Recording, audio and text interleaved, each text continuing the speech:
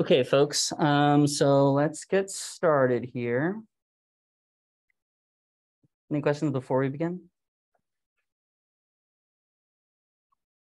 Which chapter are we reviewing? So it's on the schedule. You see the schedule on Canvas? Wait, what's the problem? Okay. Okay, so the reading is going to try to follow a little bit the homework, but they are sort of out of order because of the way that I would prefer to teach this class. The book is written by, actually, it turns out, my PhD advisor. So it's a fine book, don't get me wrong, but I wouldn't teach it in the same way because what I'm going to attempt to do is to demonstrate how we think about science, the process of taking data in, forming hypotheses, and doing that. So they do all this sort of like big question stuff, and then they talk about how to do science, and I think that's a little out of order. So that's why you have 2 weeks for homework as well. So when's the homework? It's on the schedule. Remember to keep your mask on. Okay, so the first thing is, so like I asked the question last week, if you trust NASA, is that person here today? A whole slides for him. Okay. Oh yeah, good. All right, so when we talk about this question, right, it's really important to think about all the ramifications here. Okay, so these are YouTube videos. The first one is a YouTube video from All Gas No Brakes, where they go to a flat Earth convention. Okay, if you've never been to one, pretty unique place. I would highly recommend that you watch this video.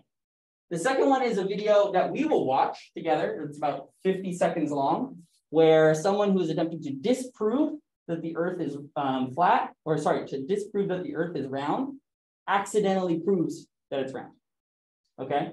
And so our takeaway message when we look at stuff like this is, what do we do with new information, right? When you have new evidence, it's this human reaction, and actually this happens to people when you argue with them. You have an argument with your mom, and she's saying these things, and you're rebutting them, and you're giving all these great points, and the only thing that she remembers are the parts that supported her argument. And the only thing you remember are the things that supported your argument. So that's just a natural human bias. And when we do science, we have to try to, as best we can, remove ourselves from that bias, okay? I won't be able to immediately change your worldview. That's fine. But it would be really silly if I showed you a bunch of pictures of the moon and you were like, that's garbage, right? That's a waste of your time and like a waste of my time, right? So I'm going to show you, and this is great because it gives me an opportunity to show you more data. I'm going to show you the data that I work with, which is Mars data, images from Mars.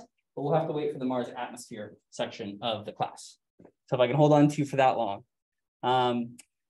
So we're going to watch this one. It's 50 seconds. Everyone likes TV time, right? Okay, let's see if this works.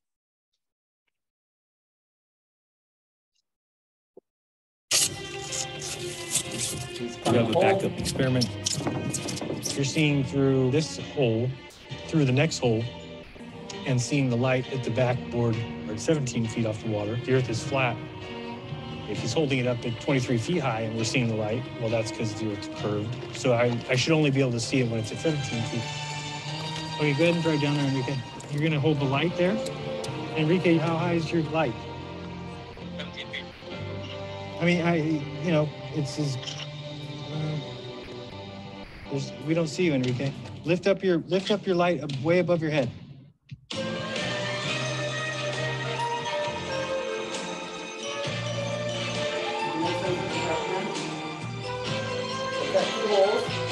They're on a flat lake, really long. Okay, 2 holes. Their hypothesis was you can just shine a beam through these 2 holes, right? Because the Earth is flat, then you'll see the light at 17 feet. And sure enough, when they did the experiment, they couldn't see any light. So he said, wait, raise it above your head. He puts it above his head and you can see the light because the Earth is in fact curved. And they've known this for a really long time.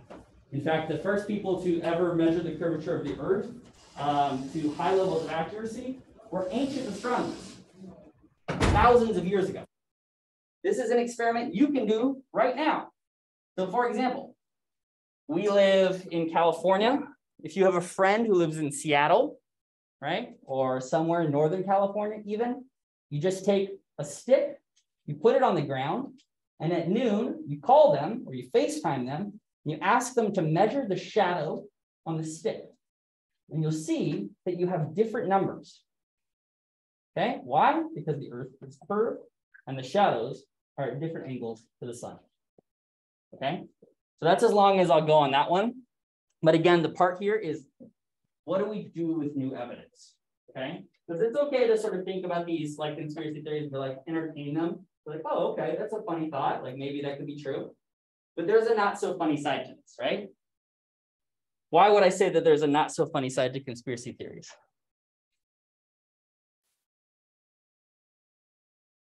I mean, birds are not real is pretty funny, right?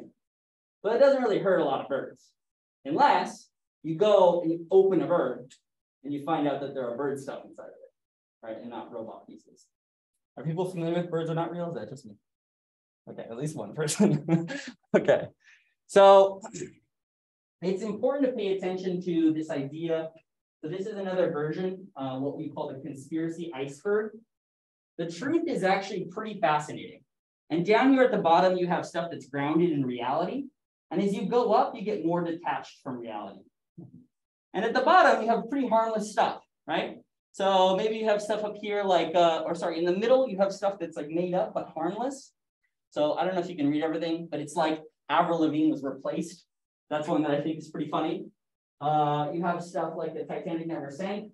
Doesn't really hurt anyone necessarily. But if you keep going past that, you can get into trouble really quickly.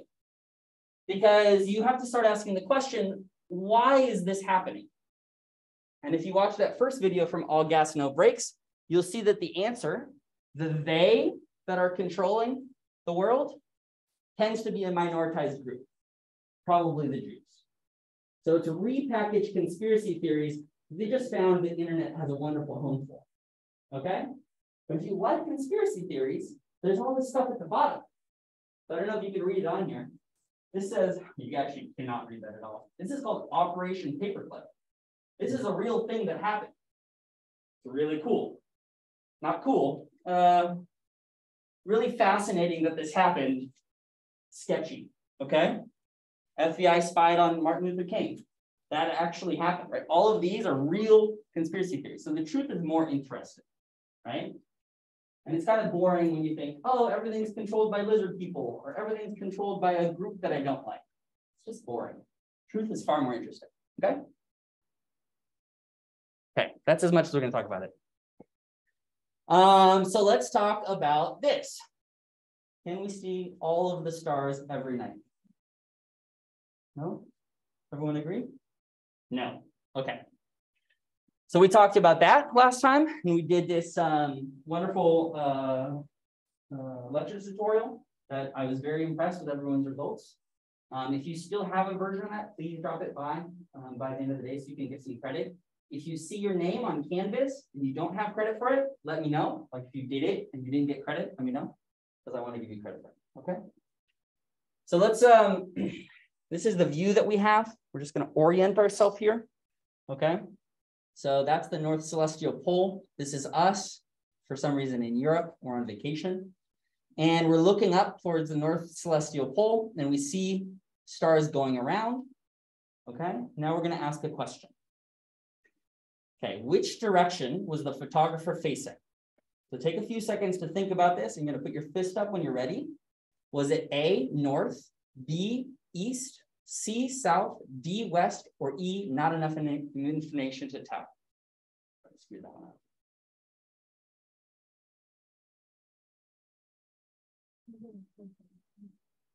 No.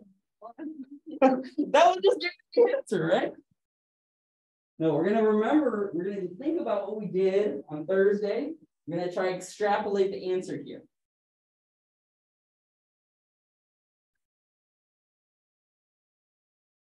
Go back one second. Let's go back one second. Okay.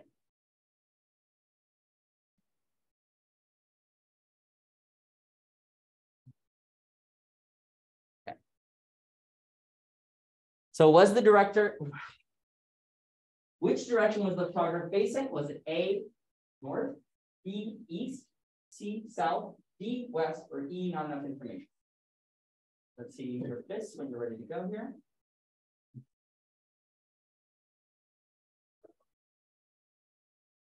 Fist, fist. We're gonna do fist and then at the same time. Okay, Oh. on 3, 2, 1. Okay, I have some non-votes.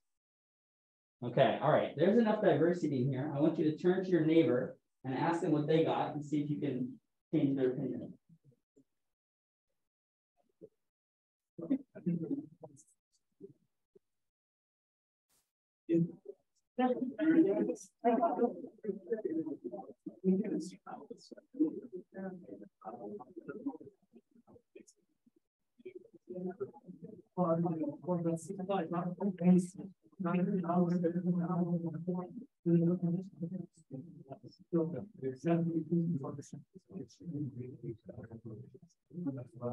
Y'all agree already?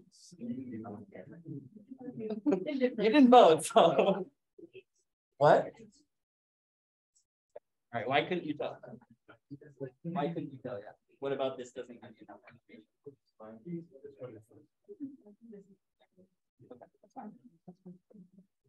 All right, how folks doing? Let's try to revote. Put your fist up when you're ready to revote. Okay, 3, 2, 1. Okay, interesting. Not a lot of motion. Not a lot of motion. Does anyone want to defend their answer here?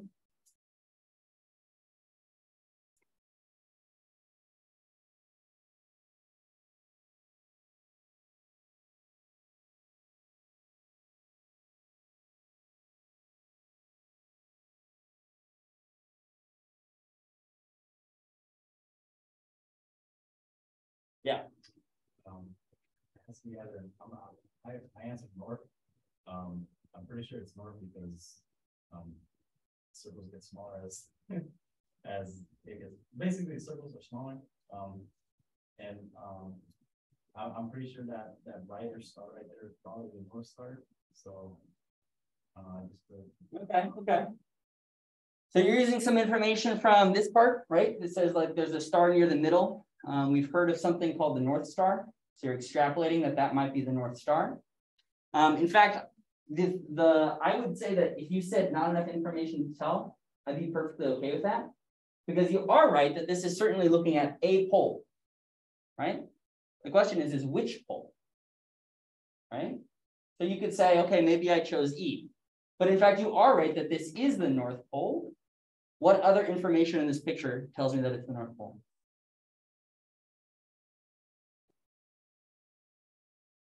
Yeah. Mm-hmm. I've read some like parts of the reading where it's like the terrain or it's more okay, so for this, yeah, go ahead. You can see that the like how big the circles are closer to the center are smaller, and the stars that are closer to the poles don't go around. They're like closer to the center. Right, so a star that was exactly on the pole wouldn't move, right? And so as we look up at the pole, right, these are star tracks. So the globe, the celestial sphere appears to be spinning. And if we take a long exposure, the star tracks move across the sky. The ones on the equator, they move the fastest. Just like on a ball, good thing I brought a ball. If you rotate a ball like this, okay, at the very top, this part is actually not moving very much. And the physical distance moved here is quite large, right? Okay, so that's how we know it's the pole. But the hidden piece of information is this. What's that? A rock. Very good. What kind of rock? Northeast, north-south rock. It's an orange rock. This is a rock in Utah. So that's how you know. Now you don't know that it's in Utah, so I'm not going to hold that against you. E was a perfectly good answer, but A is the correct answer. Okay. Okay. Is that a trick? No, because it's planetary astronomy class. You're going to learn about planets. Okay. Come on now. Okay, so this is a different question. How long was the photograph? Okay, so I want you to look at it for a few minutes. Was it A, about 10 minutes? B, about an hour? C, about 8 hours? D, 24 hours, or E, not enough information to tell? You have a question? Or no one answered. Okay, well, we're gonna do one of these and then we're gonna. Okay.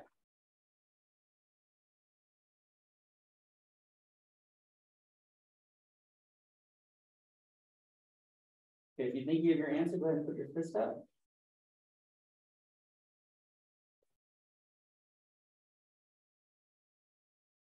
Okay, 3, 2, 1. Okay. All right, all right. Anyone want to defend their answer?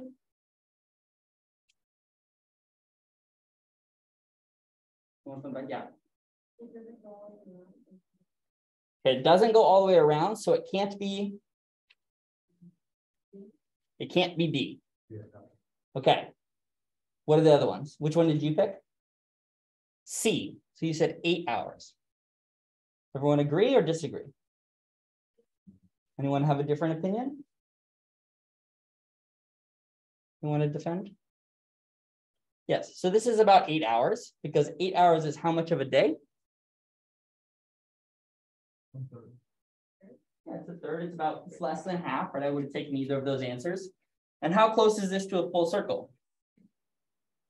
Less than half, right? That would be a half circle if it went like that. That would mean it would be like 12 hours. So this is like an 8-hour photo. That seem reasonable? Okay. So that's just catching us up on what we were learning about circumpolar stars. Circumpolar stars never set at your location. Okay, they move around the pole. That's why they're called circum, which means around, polar of the pole. And from our location here on Earth, if we're looking up at north, then west is on our left-hand side and east is on our right-hand side. So stars rise in the east, they go overhead, and then they go in this, they set in the west. So this rotation, of course, would be, what is that? What rotation shape is that? Is that clockwise or counterclockwise? Counterclockwise, right? Okay. So this is our view from San Bernardino, not actually that one there. Oh, that didn't come out good. Okay. So stars near the North Celestial Pole, they're always up there. This is why we use something like the North Star for guidance, because it doesn't set. The North Star set all the time. It'd be really annoying to try and look for it to figure out which way was north, right? So you can't see any of the stars near the South Celestial Pole. Why is that?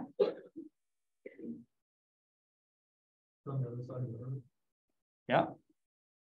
And so there's a whole group of stars down here that we just don't have access to. Okay. So all the other stars, sun, moon, planets, rise in the east and set in the west. And that is due to the rotation of the Earth. But of course, us standing here, it looks like this giant sphere moves around us instead of us moving around it. We'll talk about the difference between apparent and actual motion. Okay. Okay, so what's an example of a constellation that we don't have here that's very famous in the South? Not the South of America, but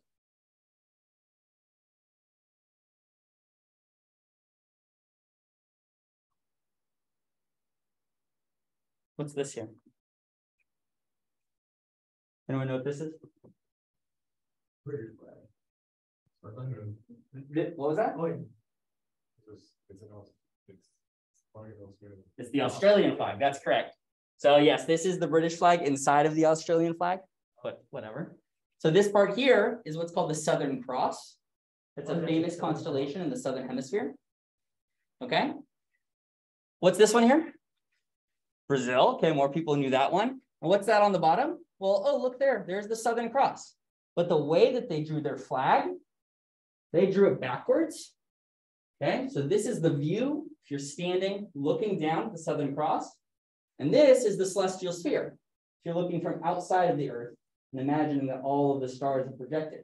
You see how it's flipped there versus here? Okay. And then what's this one? This one's tricky. Australia. It's New Zealand, very good. And this one? Oh, New Zealand. No, we just said that. Auckland. Auckland? Nope. No, This is a country. the other one. What was the other one? Wellington. It's a country. Oh. What's the capital? What was that? Is Guam a country? It is a country, but it's in the northern hemisphere. This is Samoa. And this one,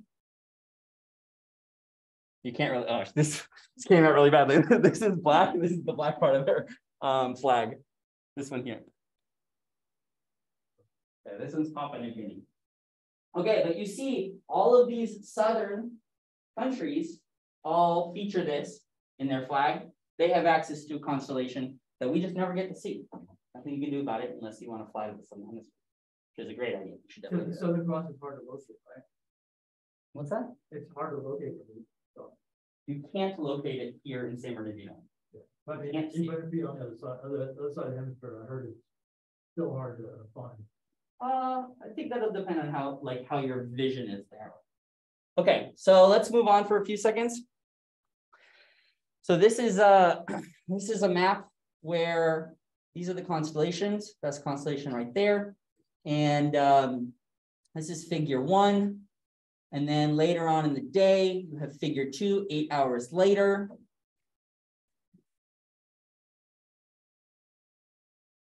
What's wrong with this picture?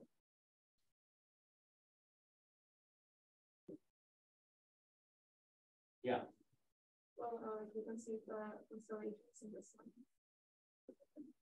Yeah, so imagine you had the ability to, like, the sun is there, but you still have really good vision. You can still see the stars in the background. Then is it right? Yeah. The stars didn't move. Okay, all of these things are moving together. The stars and the sun are moving together.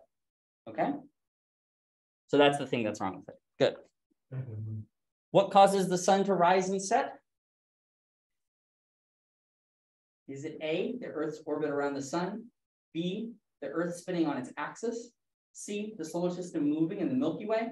D, the sun's movement around the Earth? Or E, the Earth changing its axial tilt?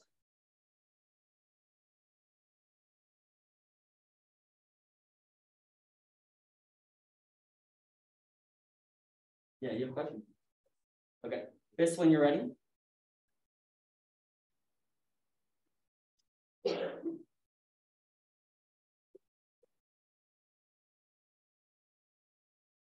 Okay, 3, 2, 1. Okay, all right. Most people got it. Anyone want to defend their answer?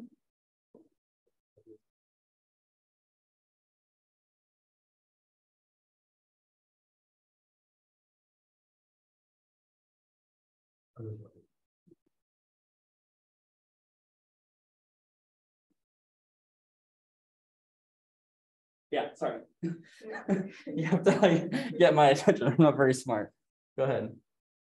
So the Earth is spinning. So when, like, for example, so when one side of the Earth is like at the sun, the other side is so Right. like this.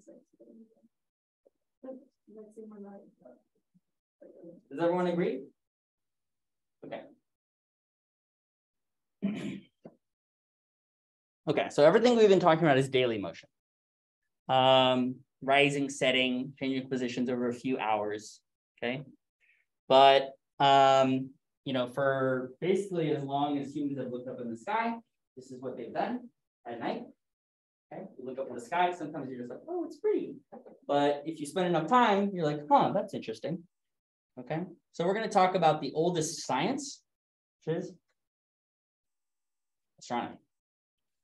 Okay, so we're gonna do a brief aside. We're gonna take a history lesson. Fortunately, I know history is not great, but whatever. And then we're gonna talk about the process of science through history. So these are some Babylonians or Sumerians. I forget exactly what's up here.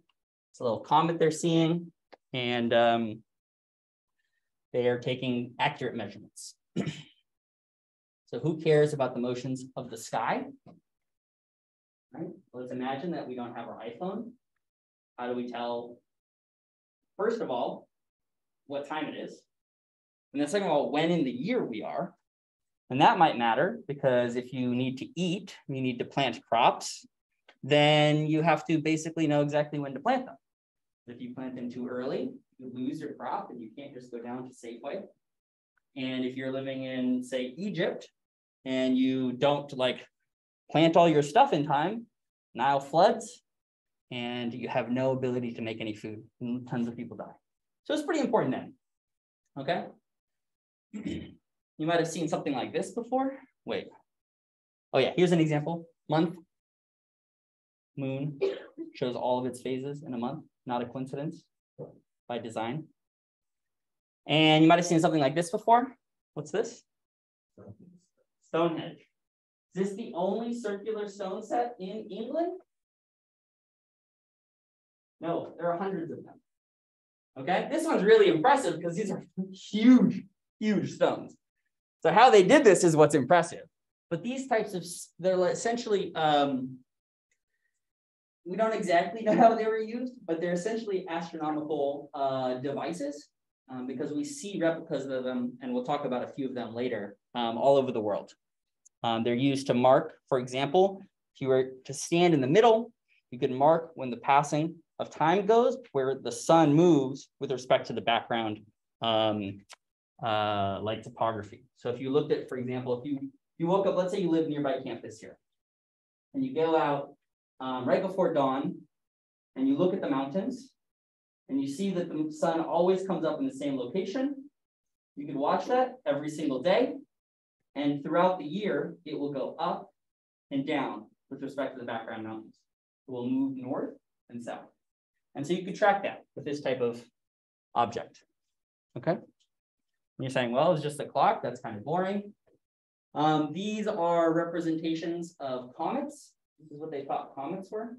They're not, we'll show real pictures of them later.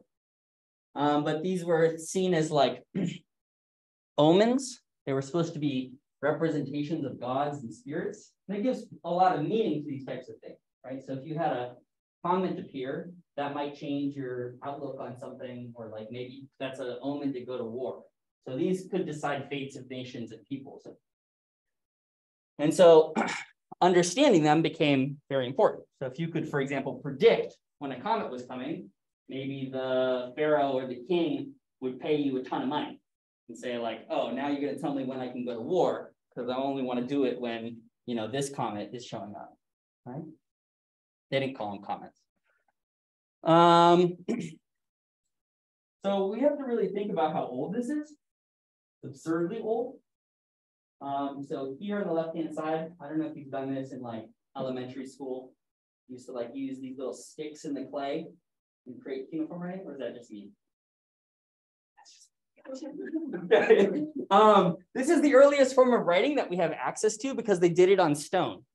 And they would take little edged pieces of wood and they would make indentations. It's called cuneiform. So this was developed about 3,500 to 3,000 years before, or in 3000 BC, which for context, remember, is about 5,500 years ago. They developed cuneiform writing. They also developed the hexadecimal system, which unfortunately is why every hour doesn't go to 100 minutes. It goes to 60 and then it restarts. I don't know why they chose that. Their entire number system went from 0 to 60 and then it restarted. Awful. You ever have to like figure out how much time is left? And you're like, oh, 145, blame the Sumerians, okay? Indian astronomers also predicted the motion of the sun and the earth at about the same time, okay? Here on the left-hand side, you'll see Babylonian observations of Halley's Comet in 164 BC, so more than 2,000 years ago. This is a piece of cuneiform writing that's in the British Museum. Anyone know why the pyramids are located in Egypt? Because the British Museum couldn't carry them. Get it? The British take everything from other countries and then they put it in and they don't give it back, or whatever. Okay, never mind. Okay. Come on. Okay. So in 300 BC, the Babylonian, I can't say these names, I apologize. He was able to predict planetary motion. And in 300 BC, thought that probably the sun is at the center of the universe, okay? So when you hear these arguments about like, oh, for a long time, we thought that we were in the center of the world, that's a pretty like westernized view. Everyone has a very diverse way of going about science, and different cultures believed different things at different times, right? So even the Babylonians, they would have arguments about this. We'll talk about why that is. Okay. Chinese astronomers were amazing. So they have detailed astronomical records from 600 BC, like very detailed. The very first Chinese star catalog was from 400 BC. Again, it doesn't come out really good here, but they have these like beautiful drawings in here, these star catalogs, are super cool. And they would note, because they were so detailed, they would note guest stars. A star that showed up and then disappeared. So it'd show up for like 20, 30 days and then disappear. And their records are so detailed that we can go back and point huge telescopes at them, like this one, and see what they were looking at. So up here in the left-hand corner, this is the Crab Nebula. This is a star that exploded in 1054 AD, and they were able to watch it. And we can actually like run this backwards. We take all this gas and we imagine how far it had to have been, and the date works out perfectly. Isn't that crazy? Okay. You may be very familiar with the Mayan astronomers. Their calendar was the best, even better than the Gregorian one that we use today. The Gregorian one, you don't know what that is. So because we don't exactly orbit the sun in 365 days, it's actually a little bit more. So we have to catch up. So we have what are called leap days. Randomly in February, you get an extra day, but it's every 4 years. Okay? They didn't have to do that. They had a totally different way of creating the calendar that they did not need to use leap days. So that's fine. Okay. You may, of course, be asking your questions about Egypt. Can't have an ancient astronomy class without Egyptian astronomy. 2 things to keep in mind about Egypt. Okay. Stone circles in Egypt date back to 5000 BC. That's 7,000 years ago. The pyramids, 3000 BC. Okay. Let's keep in mind, Cleopatra is closer to us in time than she was to the pyramids. These ideas get conflated in our mind, but they are as ancient to her as she is to us. Does that make sense? So these things are super old. And so it's very difficult to understand every single part of what they were used for and why they were used. There's a lot of theories about this, but they are very well aligned with the cardinal directions: north, west, east, and south, in a way that seems too good to be coincidence. There is this theory. Oh, you can't really see it on here. Okay, so there's these like shafts here. We don't understand what they're used for. They seem to point towards the North Star, but they might just be air shafts. Okay, so this is one of the problems with doing ancient astronomy. So all of this, oh yeah, one more thing. You ever heard of dog days of summer? Is that just a baseball saying? Dog days of summer. It's like getting through the dog days. Just comes from tracking the position of Sirius.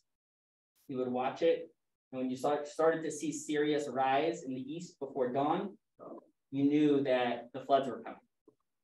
People would start preparing for the floods in the Nile. Okay, and so you can see this yourself, I promise you. Just takes a little bit of patience. All you have to do, take a picture every day at the same time before the sun is set. Now, I don't mean on your clock. I mean, look for the sunrise, right? Or look for the sunset. Find some object. You can also do it maybe 2 hours after sunrise, 2 hours after sunset, whatever you want. And just go out. You don't have to do it every day. You could even do it every week. Grab something you like. So it could be the sun rising. And after the sun's come up, you take a picture of where it came up. You will see all of the objects in the sky move Okay, I promise. Okay. Come on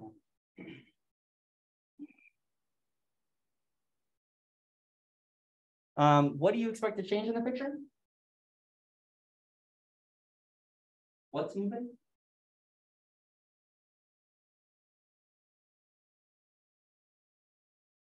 Yeah.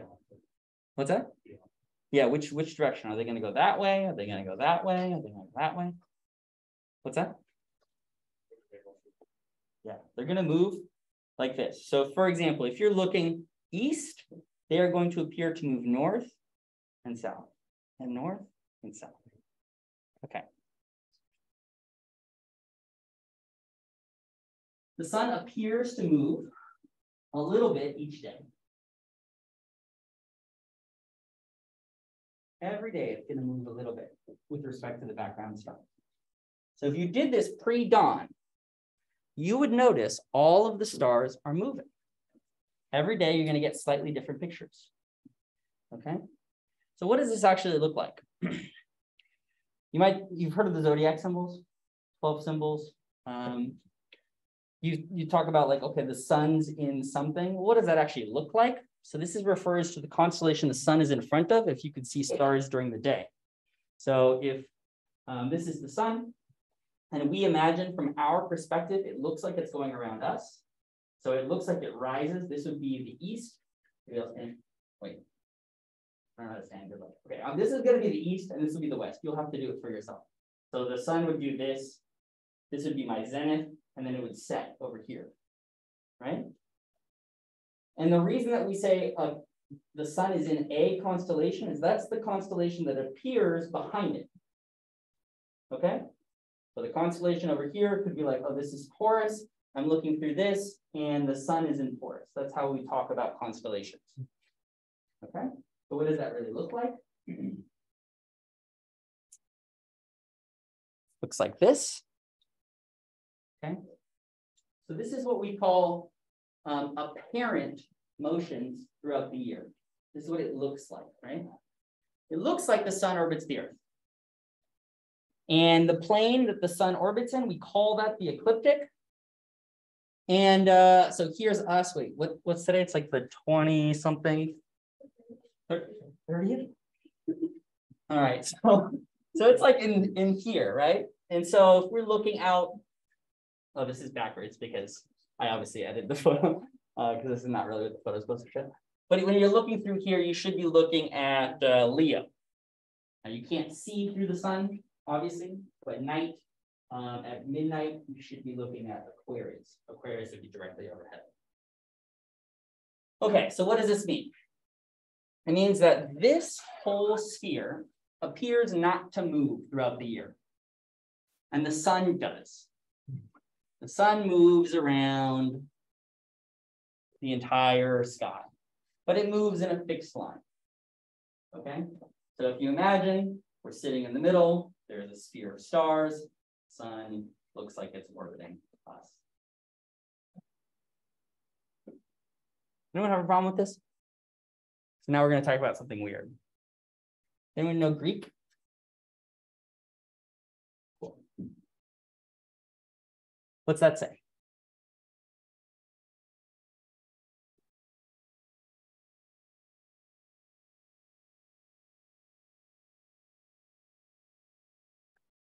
Yeah, if you read down, it's planets.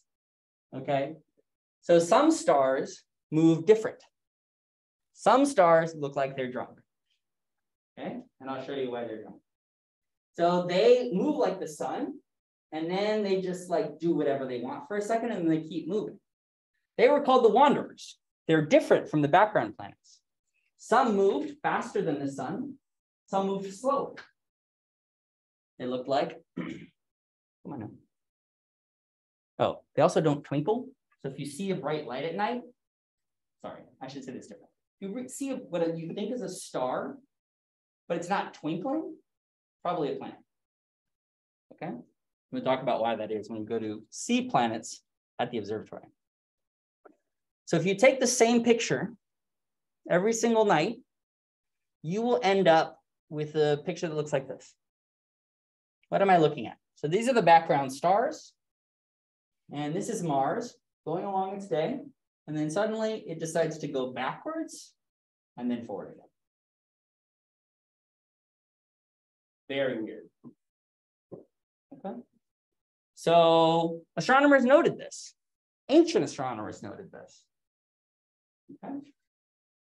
They found out that there was basically 5 planets that they could see. They could see Mercury. Mercury is named Mercury because it's the fastest planet. Venus, second fastest planet, also the most beautiful planet in the sky. What I mean by that is that it's very bright, one of the brightest planets that you can see. Mars, red, like war. Jupiter, very big, very bright. Saturn, not so big, not so bright. And so you can see some of the classical Greek and Roman mythology sort of come out here. Jupiter is the king of planets, supposedly. Mercury, Hermes, the messenger, fastest one. Aphrodite was Venus, queen of beauty or god of beauty. Mars, god of war. I forget what Saturn is. Doesn't matter. Okay. And so here they are lined up. There's Jupiter, Saturn, Mars, Venus, and Mercury. I actually saw this recently. Oh, did I not put it in here? I took a picture, I think it was in June, pre-dawn, where all of them were lined up in the correct order. That was really cool. Do you have a question? I was just gonna ask, I know it says Jupiter up there and Saturn there. Yeah, that's wrong. Yeah. So they don't all line up at the sky in the same place. This happens to be a photo where Jupiter is out here and Saturn's out there. But if we think about them in a 3-dimensional space like this, you could have Jupiter be here and Saturn be farther away, but one of them just happens to be right on the other side. I'll show a different picture of this that makes more sense. Okay. Okay. These ones here move faster than the sun. When we would watch them move around the sky, these ones move slower. Okay. So we would think of them like this. This is the apparent motion of Mars, for example. It's just orbiting us, but it's just going slower, right? So we would see it move through the constellations just more slowly than the sun. Okay. Questions about this part? Yeah. Are they just like generally burning usually at night you can see them better? Yeah. So you can really see stars from the light. But I feel like the light. Yeah, so that's a good point. So they tend to be the brightest objects, but it's not always the case. For example, Sirius is quite bright. I can almost always find like Orion's belt that's very bright. So you're pretty good, like I would say a 50-50 chance. If you guess it's a planet and it's bright, you're probably right. Does that make sense? Okay. Other questions? Yeah. Say that again? Yeah, it twinkles. That's their surefire way to know, right? That's a little complicated. We can talk about why that is. Sometimes if it's really dry, if you're in the desert, you'll notice the stars don't twinkle as much. That's because of water vapor in the air distorting the light. Okay? This is why all of the observatories, the biggest ones in the world, are up on hills. And the higher the hill, the better, because there's less atmosphere to block the light. And if you want to do the best, you just launch that thing into space, and then you avoid all the atmosphere altogether. Of course, it's very expensive to send stuff to space, and you can't fix it when it's up there. So we don't do that very often. Other questions? Yeah.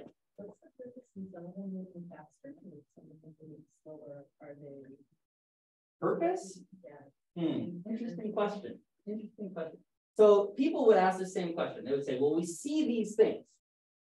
And the next question is, why? Right?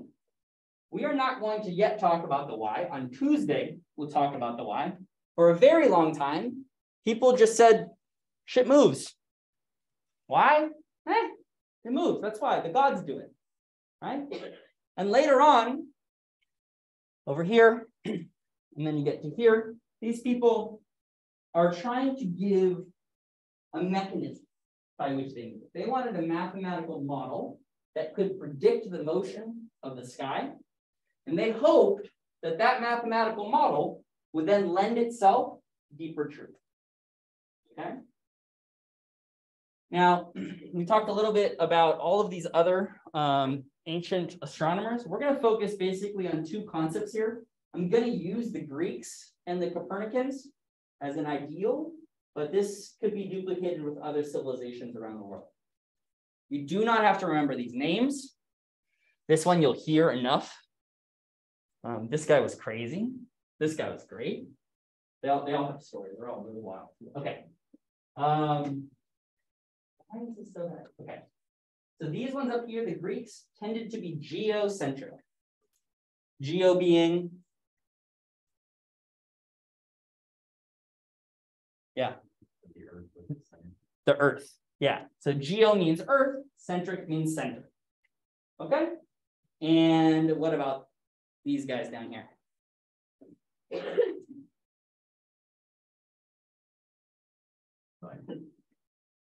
Well, they're all scientists. Heliocentric. So helio, the name for the sun, Helios, and they believed that in fact planets orbited the sun and not the other way around. Okay, so we're just going to look at these two different frames of thought. We're going to try and, I don't want this work. Okay. We're going to try and understand how, right, if you look at these dates from 600 BC to about 1400 AD, so give or take 2,000 years of people creating models. Why were they so wrong? Right? Everyone tends to agree today that we in fact orbit the sun. How could they get it wrong for almost 2,000 years? We'll talk about why that is. Okay, so let's first talk about what the Greeks did. They created a model, something to explain the way that the universe appeared to them. And in the center, that's us. Wonderful. The closest ring is the moon. And then as you go out, you get these other rings. I think the sun is there. Okay. They wanted to make these models of nature where they said, okay, it's not just like omens and spirits. Everything's too regular. So there has to be a reason, a pattern for this regularity. Okay. So they said that the Earth was at the center of the universe. That's Plato there. I don't know why his picture looks like that. They don't have any, like, obviously, reenactments of their face. They also had this hypothesis that the heavens should be perfect, right? So they assumed that, like, everything would be perfect spheres, because, like, why would it be all wonky if it's the heavens, right? So they assumed that objects were perfectly spherical, moving in perfect spheres, and moving in perfect circles. So when we go back here and we look at this, right, he was like, they're not rectangles, right? We imagine that there's a sphere all around us, and all of these objects are spheres around that, right? Perfectly reasonable, right?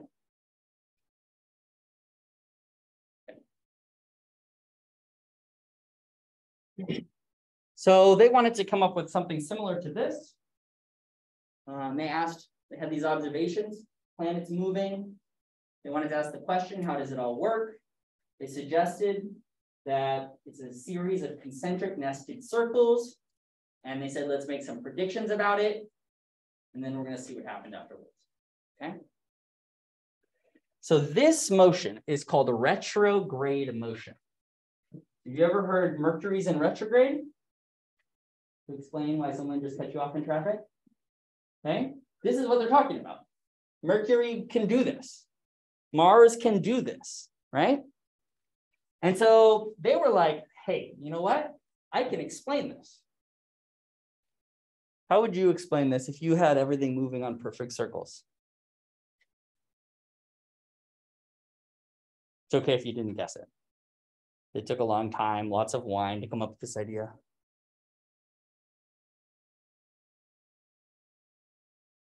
And they said, we got some circles, let's put more circles on it. Let's put a circle on a circle. Easy. Okay? So you have a planet like this, and it's actually not like stuck on this ring. It's like doing a little circle around its ring. And that's why it makes that little loop, because it's just moving on this little circle on top of this. So this is Ptolemy in 600 BC, perfectly explaining the motion of the planets. That's a pretty good explanation, right? Great. Geocentric model. Book closed. 1400 years. They thought about like what we think about, like, okay, we're just blind to the idea, what if we go around the sun? They thought about that. And they said there's little evidence to suggest that the Earth is not the center of the universe. I mean, for a lot of people here, maybe you feel the same way, right? I don't feel like I'm floating on a giant rock hurtling at thousands of kilometers per second, right? So they had all the free time in the world. They didn't have jobs, most of them, just like rich people drinking wine and talking about how the world works. So great. How'd they get it all wrong? Okay, so let's talk about that. I want everyone to put their hand out in front of their face. Put your thumb up. Okay, look at your thumb. Okay, now close one eye and open the other, and then switch. Yeah, so you should be doing like this. What does your thumb do? It moves back and forth. Okay? That's called parallax. This is actually how we have depth perception at all. This is why we don't have one eye. So we can see things, we put our eyes apart, so we can see how far something is as it moves from one eye to the other. Okay? Oh, I did all of this without saying it. Whoops. So that seems like it's not at all part of this. I apologize for interrupting, but somebody's off a very nice bag in the hall. Any cleaners? Yeah, it's gonna take it to the dean's office. Cool. Thank you. If someone comes in, I'll let them know. Don't interrupt. Yeah, no worries. Okay, so this idea of parallax that you just saw with your thumb, this is how we describe motion of objects, might be closer to us, moving against a background. Do you see the parallel yet?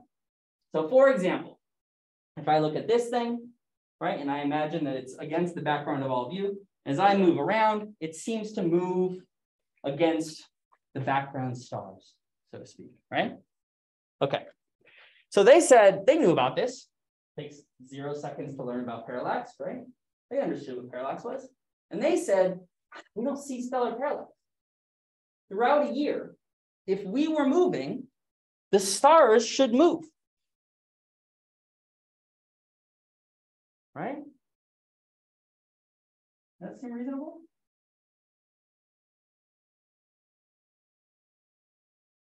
Should look like this. So if you're over here and there's some nearby star, as you go from July to January, it should look like it's moving. This purple one here should look like it's moving against the background stars, just like this did. So they said, no, there's no possible way that we're moving. Right? Pretty good explanation. Okay. So let me ask a different question. How would a star's parallax change as its distance from the Earth increased? A, the star's parallax would increase as the star moved away from the Earth. Now recall that parallax is the amount of shift. The parallax shift doesn't change, it's independent of the distance. Or the star's parallax would increase as the star moved from the Earth. You're welcome to use your thumb and or arm as tools to figure this one out.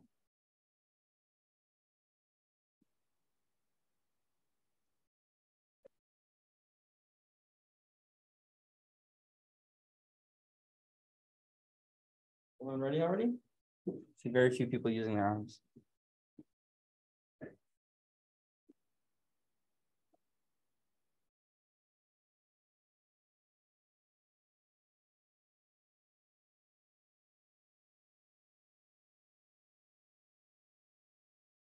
Okay, when you're ready, put your fist up. We're going to go on 3, 2, 1. Okay, only a couple people are actually voting. That's okay.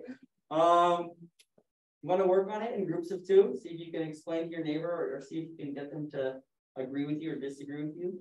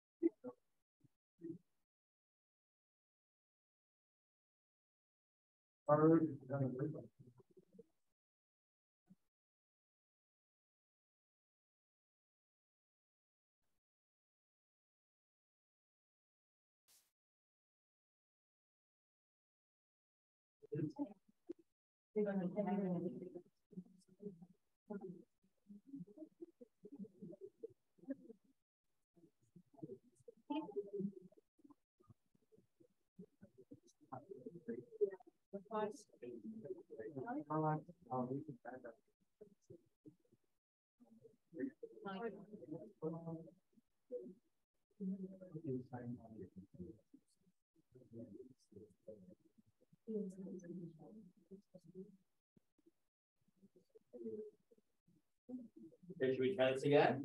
Are you ready to vote? Put up your fist. Okay, 3, 2, 1. Okay, so now, interesting. We have camps of all types. Who would like to defend A? The star's parallax would increase as the star moved away from the Earth. Anyone?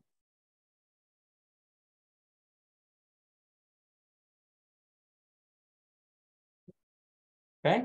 Anyone from B? The parallax shift does not change. It's independent of the star's distance.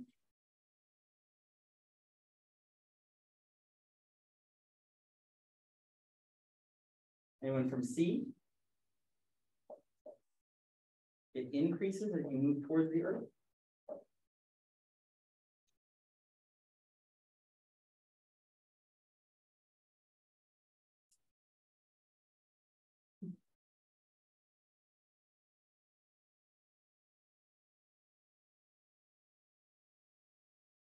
Yeah, go ahead. First, if I put like my finger too close to my eyes, both of my eyes do like 2 different things. Yeah. Instead of being super far, like I just did here and then shift far, Yeah, so the idea, like, okay, as I shift back and forth, there's a big movement here. If I put it here, it's like even larger, right? Great, that's exactly the right answer. So the star's parallax increases as you move towards the Earth. Okay, so the opposite would be true. You move the star away, the parallax would decrease. Does that make sense? The amount that it would shift would decrease. Okay. And so this is the resolution to the parallax paradox. I don't think I could say that more than once. Stars that are, sorry. Greeks knew that there was no observable parallax. They watched the stars constantly for thousands of years. They didn't see any motion on the sky except for the wanderers, the planets, moving across the sky, doing these little loops, right, going back and forth. So they had two ideas. They said either A, the stars are so far away that parallax is too small to see with the naked eye. They thought that's just bonkers, what a stupid idea. So instead, that the Earth cannot orbit the sun. It has to be the center of the universe. And this is the idea that they settled on. Okay. Now, you won't hear anyone at a flat Earth convention tell you about this. This is pretty fascinating, right? Very good evidence for why the Earth doesn't move. But in fact, as we'll see in the next lecture, you just have to use some new astronomical tools and we'll be able to adjust our expectation of this model. Okay, so we have still 15 minutes, but I'm not going to try and switch you over to another lecture and or give you a lecture tutorial. So y'all can leave. I'm going to take this 15 minutes. If you haven't been able to get into Canvas or get me your homework or anything else, let's sort that out right now. Okay?